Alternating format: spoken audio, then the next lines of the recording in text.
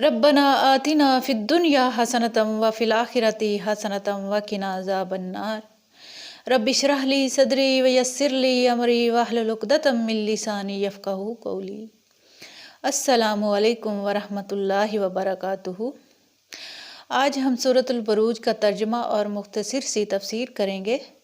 سورۃ البروج مکی سورت ہے جو کہ مکہ میں نازل ہوئی اور اس کی 22 آیتیں ہیں۔ سورۃ البروج میں ایک خاص واقعہ کی طرف اشارہ ہے جو جامعہ ترمذی، صحیح مسلم اور مسند احمد میں یہ قصہ مذکور ہے۔ قصہ یہ ہے کہ پچھلی کسی ایک امت میں ایک کافر بادشاہ تھا۔ اس کے پاس ایک جادوگر رہتا تھا جس سے وہ بادشاہ اپنے کام لیا کرتا تھا۔ تو وہ جادوگر جب بوڑھا ہو گیا تو اس نے بادشاہ سے درخواست کی کہ مجھے ایک نوجوان لڑکا چاہیے جسے میں اپنا علم سکھا سکوں تاکہ وہ تمہارے کام آئے اور یہ علم میرے مرنے کے بعد مٹ نہ جائے۔ تو اس کے بعد اس نے جو بادشاہ تھا اس نے اپنی رعایا میں سے ایک لڑکے کا انتخاب کیا اور اس کو اس جادوگر کے پاس جادو سیکھنے کے لیے بھیجنا شروع کر دیا۔ وہ لڑکا جب جادوگر کے پاس جادو سیکھنے جایا کرتا تھا تو راستے میں ایک عیسائی راہب جو اس وقت کے اعتبار سے وہ مسلمان تھا تو اس کے پاس بھی وہ ٹھہر جایا کرتا تھا۔ وہ بھی باتیں بتاتا، اس کو وہ اس کی باتیں اچھی لگتی عیسائی کی، تو ادھر بھی وہ علم جادوگر سیکھتا تھا اور ادھر بھی وہ علم سیکھتا تھا۔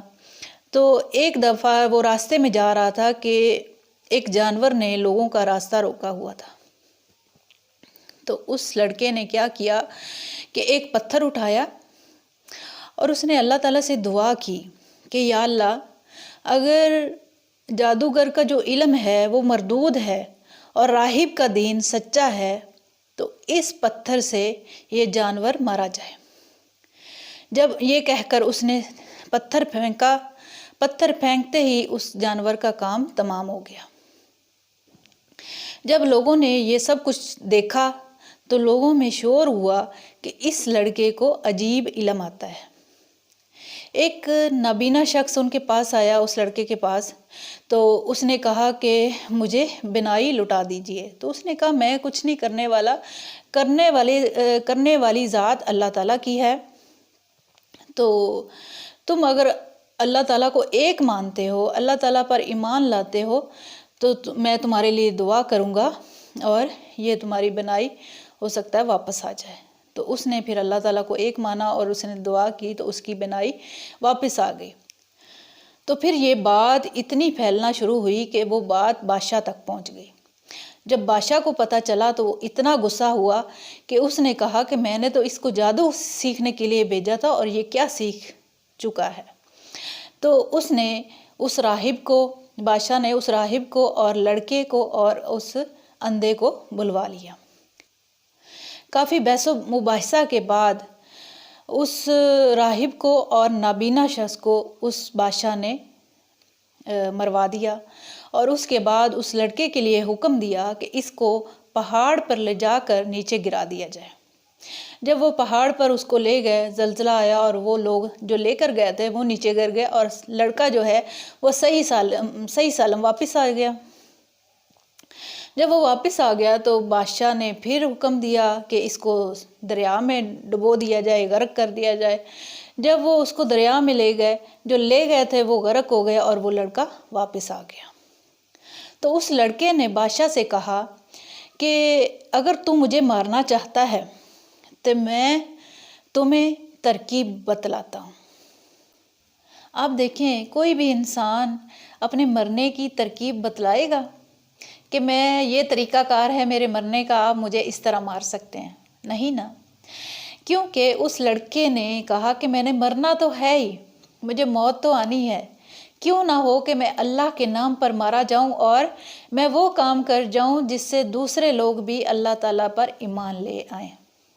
تو اس لڑکے نے بادشاہ سے کہا کہ آپ ایک تیر چلائیں اور تیر چلانے سے پہلے آپ یہ کہیں کہ بسم اللہ رب الغلام، اس اللہ کے نام پر جو رب ہے اس لڑکے کا۔ تو بادشاہ نے ایسا ہی کیا۔ جب ایسا کیا تو اس تیر سے وہ لڑکا مارا گیا۔ جب لوگوں نے یہ دیکھا تو سب لوگوں نے یہ کہا کہ ہم سب لڑکے کے رب پر ایمان لائے۔ لوگوں نے پہلے تو کوئی اکا دکا مسلمان تھا، اب تو سب مسلمان ہو چکے تھے۔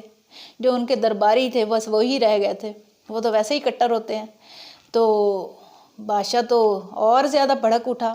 اس نے کہا پہلے تو اکا دکا مسلمان تھے، اب تو سارے کے مسلمان ہو چکے ہیں۔ تو بادشاہ نے پھر کیا کیا کہ بڑے بڑے گڑھے کھودوائے اور اس میں آگ جلوائی اور سب لوگوں کو اکٹھا کیا اور ان کو کہا، ان کے سامنے آپشن رکھا، یا تو تم اسلام سے پھر جاؤ یا پھر اس گڑھے میں تم پھینک دیے جاؤ گے جس میں آگ جل رہی تھی۔ تو لوگ پکے تھے، مسلمان تھے، آخر کار لوگ آگ میں ڈالے جا رہے تھے اور اسلام سے نہیں ہٹے تھے۔ ایک مسلمان عورت لائی گئی جس کے پاس دودھ پیتا بچہ تھا۔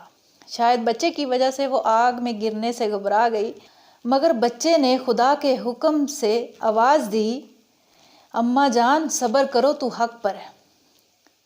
تو پھر وہ دونوں بچہ اور ماں آگ میں ڈال دیا گیا۔ تو یہ تھا وہ قصہ۔ شروع کرتے ہیں اس سورت کو۔ اعوذ باللہ من الشیطان الرجیم، بسم اللہ الرحمن الرحیم۔ والسماء ذات البروج، قسم ہے آسمان کی جس میں برج ہیں۔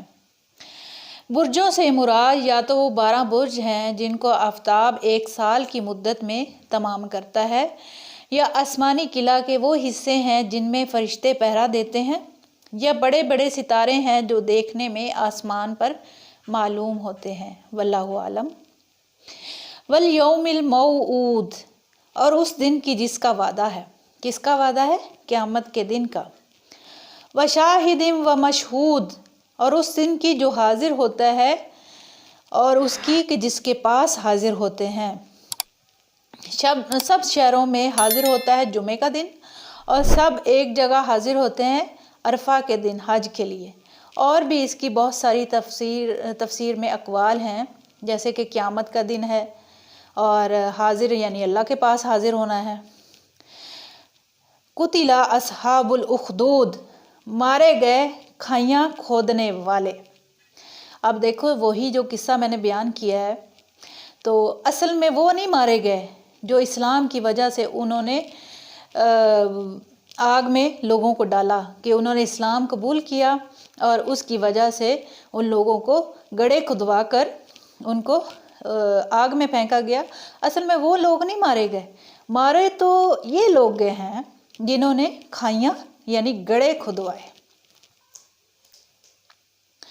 النار ذات الوقود، آگ ہے بہت ایندھن والی۔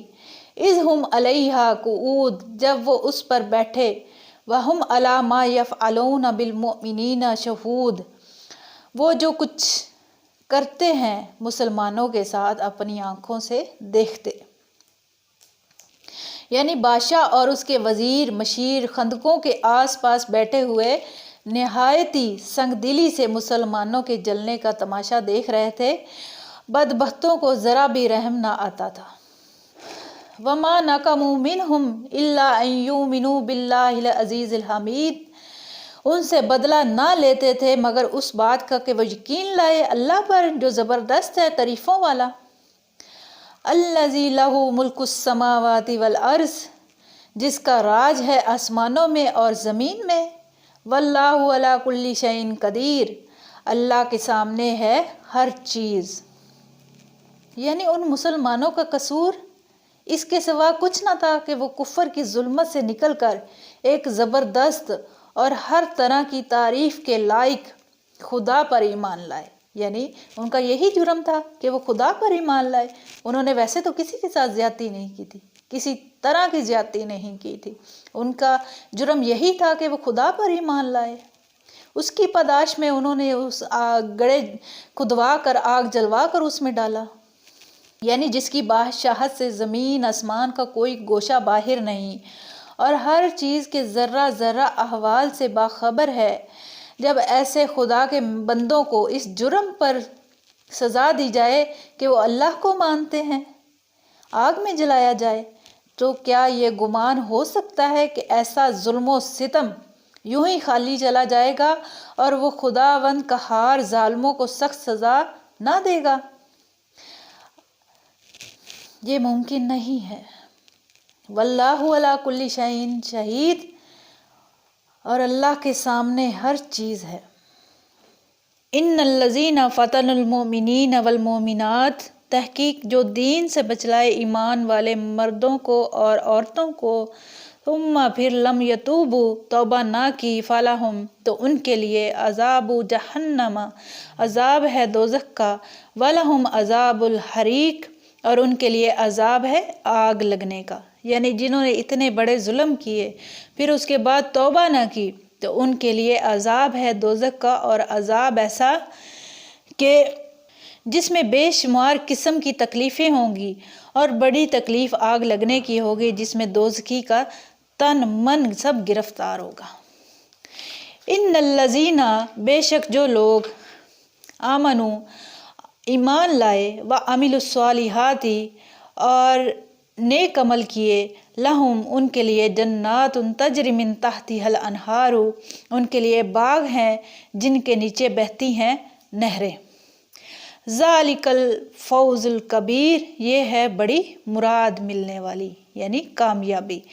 یعنی اللہ تعالیٰ کے جو نیک بندے ہیں جنہوں نے عمل صالح کیے، اللہ تعالیٰ کی فرما برداری کی، اللہ تعالیٰ کے حکم بجا لائے، تو ان کے لیے جنت ہے جن کے نیچے بہتی ہوئی نہریں ہیں، اور یہی تو کامیابی ہے۔ اصل کامیابی دنیا کی نہیں ہے، اصل کامیابی تو جو آخرت میں کامیاب ہو گیا اس کی کامیابی ہے۔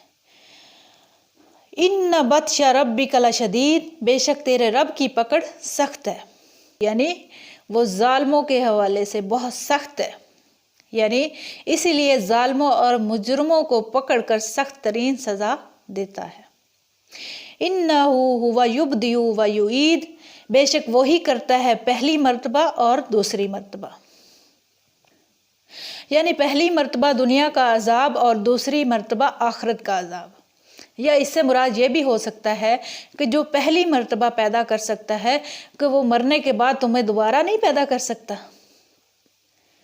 وَهُوَ الْغَفُورُ الْوَدُودُ اور وہی ہے بخشنے والا، محبت کرنے والا، یعنی باوجود اس صفت قہاری سخت گیری کے اس کی بخشش اور محبت کی بھی کوئی حد نہیں۔ وہ اپنے فرما بردار بندوں کی خطائیں معاف کرتا ہے، ان کے عیب چھپاتا ہے، اور طرح طرح کے لطف و کرم اور عنایت شفقت سے نوازتا ہے۔ ذو العرش المجید مالک عرش کا بڑی شان والا، فعال لما یرید کر ڈالنے والا ہے جو چاہے، یعنی اپنے علم و حکمت کے موافق جو کرنا چاہے کچھ دیر نہیں لگتی، نہ کوئی روکنے ٹوکنے کا حق رکھتا ہے، بہرحال نہ اس کے انعام پر بندے کو مغرور ہو جانا چاہیے، اور نہ ہی انتقام سے بے خوف، بلکہ ہمیشہ اس کی ساری صفات سے، یعنی اس کو وہ غفور و رحیم بھی ہے تو وہ قہار بھی ہے۔ حل اتاک حدیث الجنود کیا پہنچی تجھ کو بات ان لشکروں کی، فرعون و سمود فرعون اور سمود کی، یعنی آپ کو فرعون اور سمود کے لشکروں کی خبر نہیں پہنچی کہ ان کے ساتھ کیا معاملات ہوئے؟ بل الذین کفروا فی تکذیب کوئی نہیں بلکہ منکر جھٹلاتے ہیں، یعنی کوئی نہیں جھٹلاتا، صرف منکر جو انکار کرنے والے ہیں وہی جھٹلانے والے ہیں۔ واللہ من ورائہم محیط اللہ نے ان کو ہر طرف سے گھیر رکھا ہے۔ دیکھیں اللہ تعالیٰ سے کوئی بھاگ سکتا ہے؟ اگر کوئی خود سے بھی خودکشی کر لے گا تو وہ اللہ تعالیٰ دوبارہ اس کو پیدا کر کے اٹھا لے گا، اس کو حساب کتاب تو تب بھی دینا پڑے گا۔ تو انسان جو ہے وہ کوئی بھی اللہ تعالیٰ سے بھاگ نہیں سکتا۔ بل ہوا قرآن مجید کوئی نہیں ہے، یہ قرآن ہے بڑی شان کا، فی لوح محفوظ لکھا ہے لوح محفوظ میں، یعنی ان کا قرآن کو جھٹلانا محض حماقت ہے۔ قرآن ایسی چیز نہیں ہے جو جھٹلانے کے قابل ہو، یا چند احمقوں کے جھٹلانے سے اس کی شان کے اوپر یعنی اس کی وقت کم نہیں ہوگی۔ یہ تھا سورۃ البروج کا مختصر سا ترجمہ اور تفسیر۔ اللہ پاک سے دعا ہے کہ اللہ تعالی ہمیں اس کو صحیح معنوں میں سمجھنے کی اور اس پر عمل کرنے کی توفیق عطا فرمائے۔ فی الحال کے لیے اجازت دیجیے گا، اللہ نگہبان۔